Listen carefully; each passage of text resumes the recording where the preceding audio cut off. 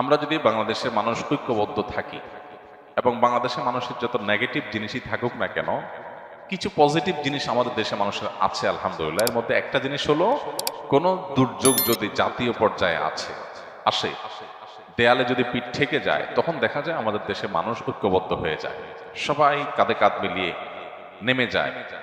এবং আলহামদুলিল্লাহ এটা আমাদের একটা শক্তির জায়গা। আরেকটা শক্তির জায়গা হলো এদেশের বেশিরভাগ মানুষ মুসলমান। তারা যদি হিন্দুত্ববাদ দ্বারা আক্রান্ত হয়, প্রতিটা মানুষ আল্লাহকে খুশি করবার জন্য তার জীবন দেওয়ার জন্য প্রস্তুত থাকবে ইনশাআল্লাহ।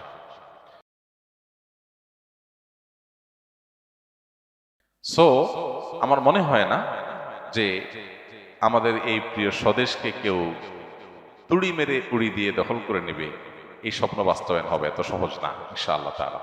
তবে এর জন্য আমাদেরকে ঐক্যবদ্ধ থাকতে হবে এবং সতর্ক থাকতে হবে, সচেতন থাকতে হবে। আমরা অনেকে দেখা যায় আজকাল বলি যে আমরা যুদ্ধ চাই, যুদ্ধ চাই। যুদ্ধ চাওয়া হাদিসে নিষিদ্ধ। আমরা যুদ্ধ চাইবো না। নবী সাল্লাল্লাহু আলাইহি ওয়াসাল্লামের শিক্ষা হলো আমরা আল্লাহর কাছে আমান বা নিরাপত্তা চাইবো, যুদ্ধ না। আমরা চাইবো আমাদের প্রতিবেশী দেশের সাথে আমাদের সম্পর্ক ভালো থাকুক, তারা আমাদের উপরে দাদাগিরি, খবরদারি, আমাদের উপরে মাতবরি, আমাদেরকে দাসসুলভ আচরণ করার মানসিকতা তারা ছেড়ে দেখ। এদেশের মানুষ বহু সহ্য করেছে, এ বিষয়ে দেশের মানুষ আর সহ্য করবে না। প্রত্যেকটা মানুষ ক্ষোভে ফুঁসে উঠছে, এটা তাদের বোঝা উচিত। তারা যদি এটা বুঝেন, তাহলে ভালো প্রতিবেশী হয়ে আমরা থাকতে পারি, বসবাস করতে পারি। সেটা তাদের জন্য কল্যাণের, আমাদের জন্য কল্যাণের। তা না হলে এদেশের মানুষ এই জাতীয় দুর্যোগে কাঁধে কাঁধ মিলিয়ে শুধু মুসলমান নয়, অন্য ধর্মাবলম্বী আমরা আশা করি তাদের উল্লেখযোগ্য সংখ্যক মানুষ এদেশের স্বাধীনতার স্বার্থ রক্ষা করার জন্য কাঁধে কাঁধ মিলিয়ে কাজ করবে ইনশাআল্লাহ তাআলা।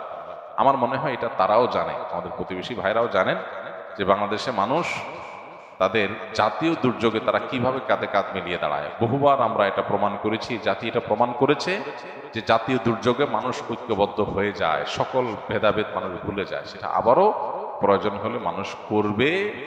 কিন্তু কেউ যদি এক্সপেরিমেন্ট চালাইতে আসে বাংলাদেশি মানুষের উপরে, আমার তো মনে হয় যে তাদের নিজেদের অস্তিত্ব নিয়ে টানাটানিতে পড়বে ইনশাআল্লাহ।